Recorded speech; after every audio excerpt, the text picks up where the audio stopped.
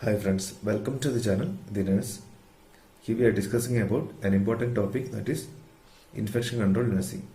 In infection control nursing, we are discussing how to prevent hospital acquired infection or nosocomial infection. And we already discussed most of the important questions and answers from infection control nursing. There are 7 videos in this playlist. So I will give you a link in UGC NET examination finished. So those who are attended today's exam, they can check tomorrow's live session on paper analysis. So during that live class, you can clarify your doubts and your confusions. So and also you will get an idea about approximate cutoff mark needed in major colleges in India. So it will be a good opportunity. I will give you a link in description box. You can check it there. So best wishes. So we'll go to our topic, how to prevent hospital infection control nursing. Topic, prevention of nosocomial infections. We'll go to our topic, hospital acquired infections. So here we are mainly discussing about hospital acquired infection in critical care areas. So that is ICUs, emergency, these are critical care areas. So we will discuss the main hospital acquired infection in these areas. So we'll go to we'll see in critically ill patients have 10 to 15% incidence of hospital acquired infections. So because of that, critically ill patients are more vulnerable for hospital acquired infections. So that is why we are discussing in the critical areas, and the critical care areas patients more vulnerable, that is around 10 to 15% more vulnerable for hospital acquired infections. There are three main causes for hospital acquired infection in these areas. So we will discuss one by one. So first one, many infections have greatly increased risk associated with invasive devices. So most of the hospital acquired infections are acquired from invasive devices. So such as central venous catheter. Central venous catheter have 9.2-fold increase in infection if site is redundant. So you need to check the central venous catheter site. If it is redundant, means that there is a risk of 9.2-fold. So risk is higher in central venous catheter. And another invasive device is urinary catheter, that is Foley's catheter. In Foley's catheter patients, there is an increased chance of 3.2-fold. So Foley's catheterized patients have more prone to urinary tract infections, and central venous patients will get sepsis. They will get sepsis.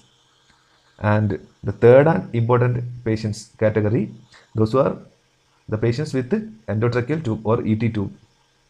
So these patients are higher chance than these two, that is 21-fold of risk to get infections, hospital acquired infections. So these are the main causes of hospital acquired infections. Those who are with central venous catheter or Foley's catheterized or bladder catheterized patients, and third one is endotracheal catheter patients. So this is the first reason for hospital acquired infections. Next thing is this main reason for this invasive device infection is due to the breaching of skin integrity and the facilitation of colonization by bypassing normal defense mechanism.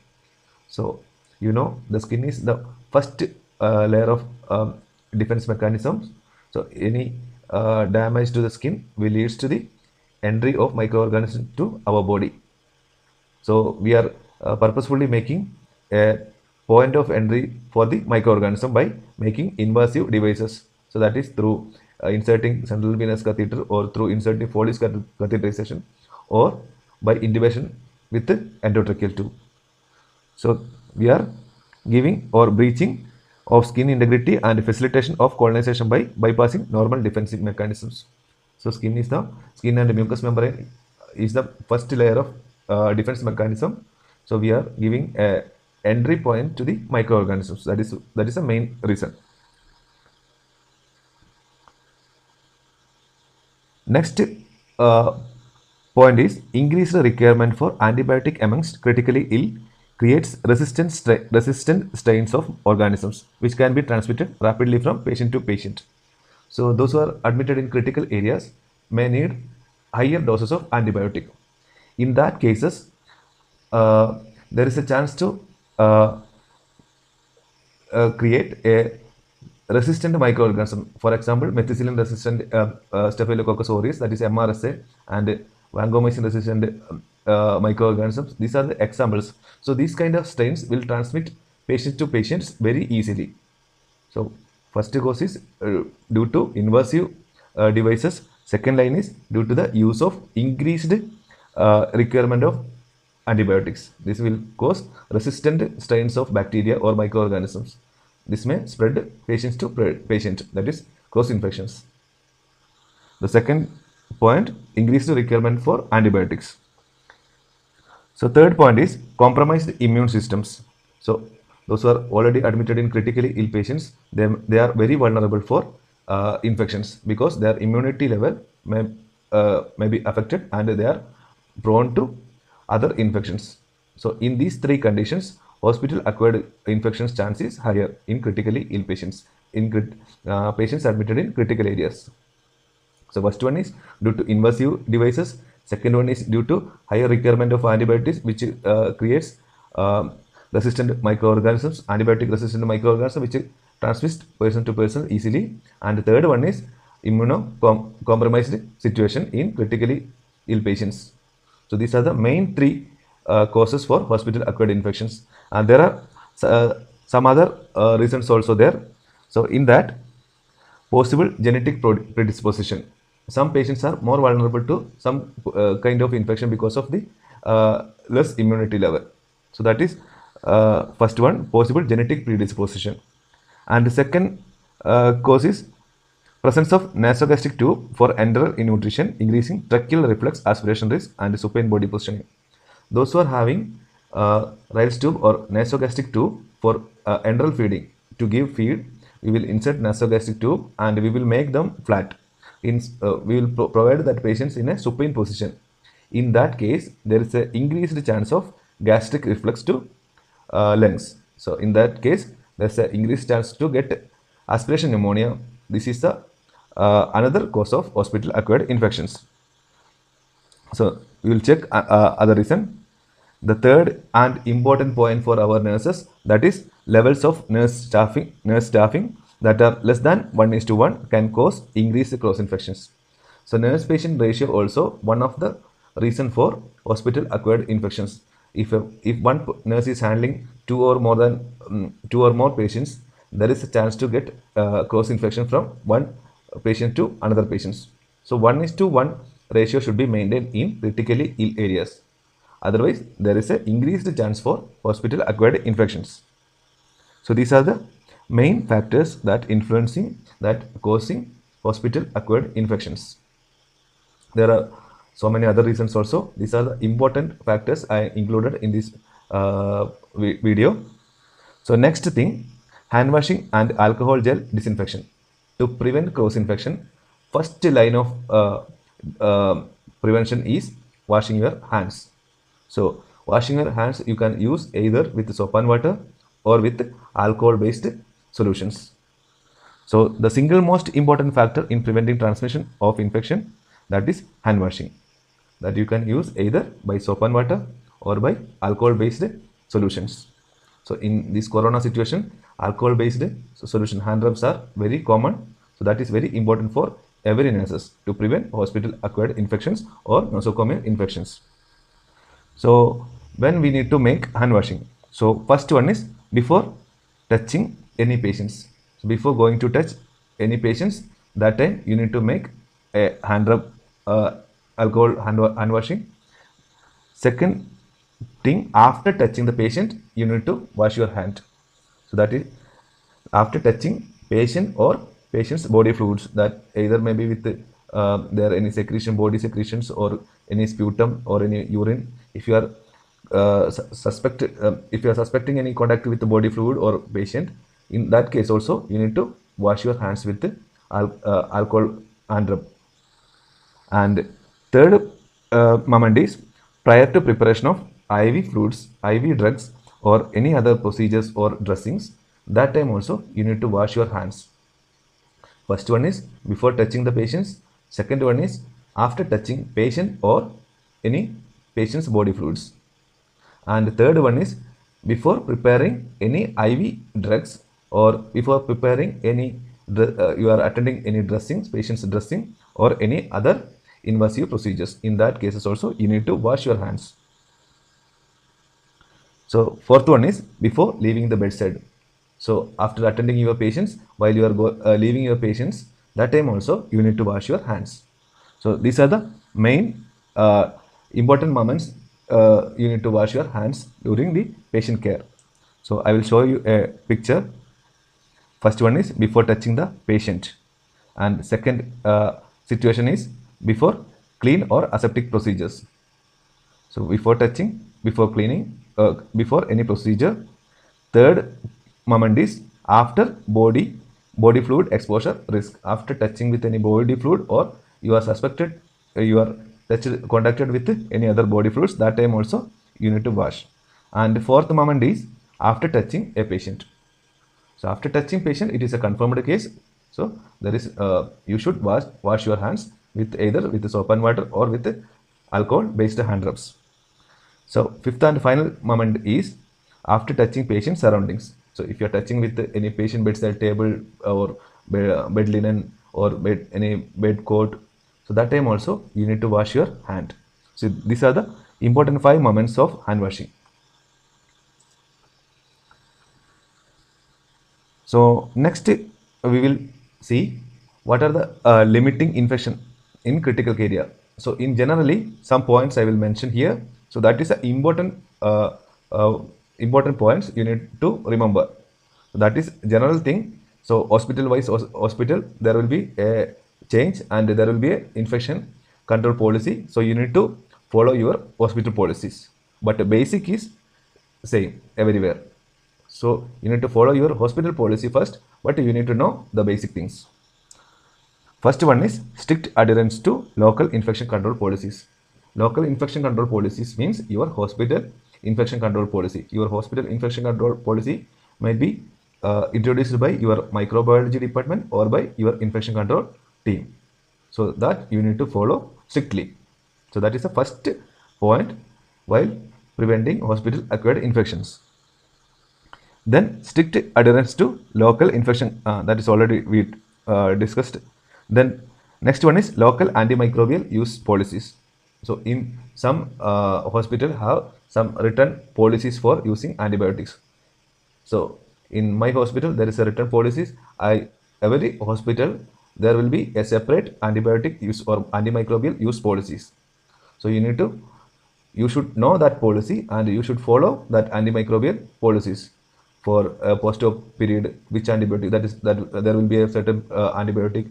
So after getting some MRSA protocols, these are some written policies of the local antimicrobial use. So this you should know and you should practice. Then another point is hand washing, alcohol rub between patient contacts. This is an important point in everywhere and in any of your nursing interviews. Without asking these questions, they will not allow. So in every nursing interview, the person has to answer this kind of questions. Then use of aprons and gloves for patient contact. So aprons and gloves will reduce the direct contact with patients and body fluids. So use of aprons and gloves will is compulsory in some hospitals, and in some areas apron is optional. And another important point is in the ICU admitted patients, maintenance of 30 to 45 degree semi-recumbent positions. In ICU and all, patient will be in ventilator. So in that condition, position should be 30 to 45 degree head and elevation. Because of that, the oral secretion will collect in the trachea and we can suck it out with easily. So there will be a balloon in the tip of the endotracheal tube. So with the help of the subglottal suction, we can remove that secretions. So, and another thing is we can reduce the rate of ventilator associated pneumonia by giving 30 to 45 degree semi-recumbent position. We can reduce ventilator associated pneumonia. So I will show you. So this is the 45-degree elevations. 45-degree elevations. If patient is intubated, the secretion will collect in the base of the lungs. We can easily suck it out with the help of chest physiotherapy. So that is why 30 to 45 degree is required. So next important point is maintenance of staffing ratios. I already told in critical areas 1:1 nurse patient ratio should be maintained. If it is less than that 1:1, or it will leads to cross infections. So if one nurse is looking after 2 patients, means there is a chance of cross infection from one patient to another through the hands of nurse. So nurse patient ratio is very important. And another point is strict aseptic technique for any invasive line dressing or any other procedures. So during any insertion of any invasive procedure, or while doing any dressing procedure or any other procedure, there you should maintain strict aseptic precautions. Otherwise, there is a chance to get infection to the patient. And another point is minimize use of invasive device or remove as soon as possible. So in the emergency or urgent situation only, you need to insert the invasive lines. Otherwise, no need to make invasive lines. So in the emergency or urgent situation only, you need to put invasive lines. So after the use of invasive line, you should remove it immediately. So this is an important point. Invasive lines only when it is required in an urgent situation or in an emergency situation, or otherwise you need to remove the invasive line after the use. Next point is minimal manipulation of IV lines, catheter dressings. So unnecessary touchings and exposure with that invasive line should be avoided. Only if it is required only you need to touch or open the invasive line. So otherwise it will lead to contamination of the invasive line. It will directly go to the blood. The microbial organism can enter directly to the blood. It will lead to the sepsis. And another point is regular feedback of staff. Regular feedback to staff of infection rate. So staff should know about what is the infection rate in their working area, and they have to implement the infection control policies, and very strictly if it is the infection rate is high. That is why then the staff should know about the infection rate over the department. And next one is avoidance of antacid ulcer prophylaxis in combination with H2 blockers. So this is actually questionable point. So by using antacid and combination with H2 blockers, there will be a chance of reducing the acid production, gastric HCl production, hydrochloric acid production in stomach. So that will lead to colonization of the microorganisms in the stomach. If any chance the any gastric contents are aspirating to lungs, the microorganism may enter into the lungs. So that is why avoidance of antacid ulcer prophylaxis in combination with the H2 blockers, because it will lead to the HCl production. That is, it will in gastric in stomach the pH content is very low. So if you are giving antacid or H2 blockers, there will be low HCl production. In that condition, the pH will start to get increase. In that condition, the microorganism may colonize in stomach. In any situations, if it is regurgitated into lungs, means these microorganisms enter into lungs and leads to pneumonia, aspiration pneumonia. That is why avoidance of antacid is in combination with the H2 blockers is important. Another point is avoidance of enterotracheal intubation wherever possible. Only in emergency situation only need to intubate the patient with the endotracheal tube, because there is a high chance to get hospital acquired infection in endotracheal patients. So limiting ventilator associated pneumonia or VAP. So in every hospital there will be a VAP policy. So here I will mention the important points only. In your hospital there will be some changes will be there, or some extra points will be there that you can comment in below the video. Your hospital VAP bundle. So that prevention policy known as VAP bundle. So every hospital there will be slight changes according to their infection control team and microbiology team. So you can comment your VAP bundle in comment section. So first one is use of HME humidifiers with the bacteria filter. HME humidifier will connect between ventilator circuit and catheter mount, and bacterial filters will connect where the expiratory valve of the ventilator circuit. Ventilator and expiratory tube of the ventilator circuit, their bacteria filter will connect. HME filter will connect between catheter mount and ventilator circuit.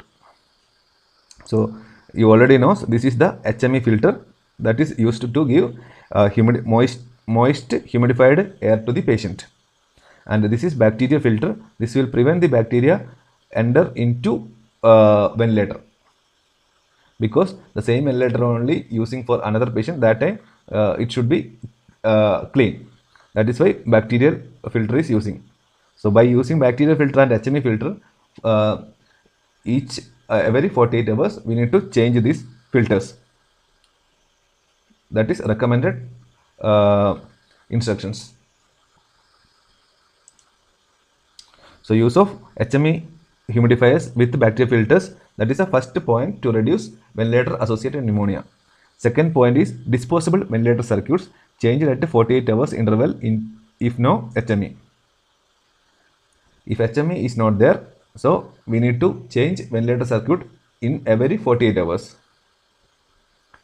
Third one is closed suction system, that should be changed in every 48 hours.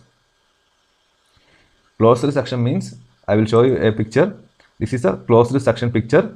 So this tip will we will press this switch, that time suction will exert. So this will connect to with catheter mount. So this tube enter into the catheter mount. There will be a plastic covering over the tube. So the nurse or any other person cannot touch directly to the tube. That is why importance of closed suctions. The contact will be very less. So while pressing here, the suction power insert, the nurse will insert completely into the endotracheal tube. So reduce the hardened secretions, we can insert the suction or mucomic solution through this line, this port.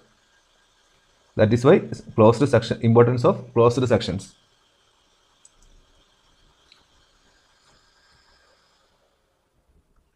So another point is disposable or inline nebulizers.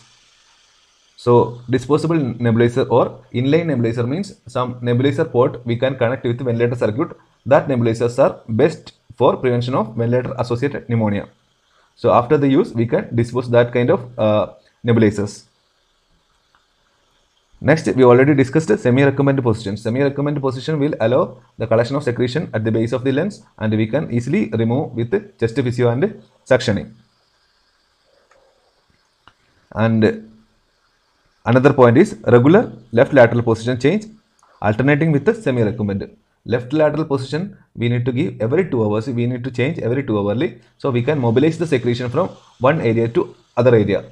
So the colonization of the microorganism will be less in that case. If you are mobilizing the patients, the microorganism cannot make larger colonies. So we can, while before making the colonies, we can suck it out the secretions. That is why we need to use regular left and right lateral positioning along with the semi-recumbent position. So next, limiting intravascular device infections. So what are the point under limit IV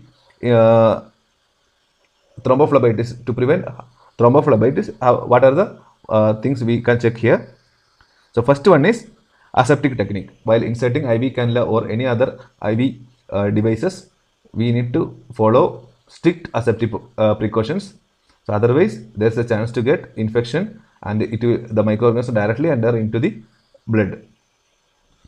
So next thing is use of 2% chlorhexidine gluconate in alcohol for skin preparation or site cleaning.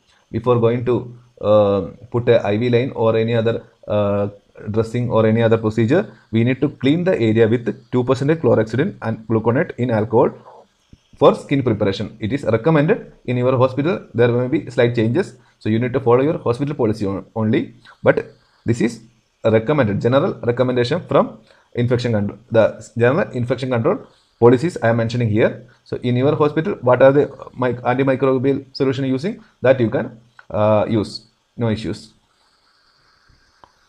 So another third point for to reduce intravascular infections, device infection, that is central venous catheter replaced according to clinical indicators. If there is any reddening or swelling or pus at the site or insertion, or signs of infection, that is fever or increased WBC count. In this case, with discussion with the doctors, need to remove that central venous catheter as soon as possible. So next, fourth point is immediate removal of device if infection is suspected. You should verify the area daily or each shift and inspect the area if there is any chance of if you are seeing any signs of infection, that is reddened or temperature or any other pus in the site. If any signs are there, means immediately you need to remove that IV device. Next, aseptic technique for any manipulation of connection, dressing of site, etc. So while doing central line catheter dressing changes, or if you are putting IV cannula dressing changes, you should maintain aseptic technique only.